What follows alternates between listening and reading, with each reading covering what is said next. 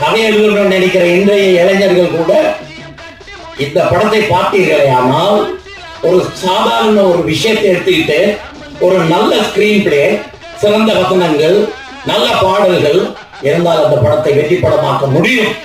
இன்று வரை ஓடிக்கொண்டிருக்கிற இந்த படம் அதற்கு ஒரு சாட்சி. கதை, வசனம், யோசிச்சு பாருங்க. என்ன 69 படம் எழுதின என்ன கேஸ் மாஸ்டர் சொல்லி முதல்ல அடிப்பார், வயசானவர். ஆனா அடிச்ச தாங்க முடியாதுங்க, அப்படி ஸ்ட்ராங்கா இருப்பார் அந்த ஆத்திரையம். அவர் எழுதியிருக்கார், பாடல்களையும் அவர் எழுதியிருக்கார். கண்ணதாசன் அதை கேட்டு அப்படியே எழுதினார். ஆனா பாலமுருகன் எல்லாத்தையும் அப்படி எழுதல. பல சீன்கள் பாலமுருகனுடைய ஒரிஜினல்.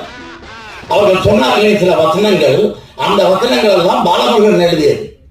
ஒவ்வொரு இடத்துக்கும் அருமையாக எழுதியிருக்கிறார்.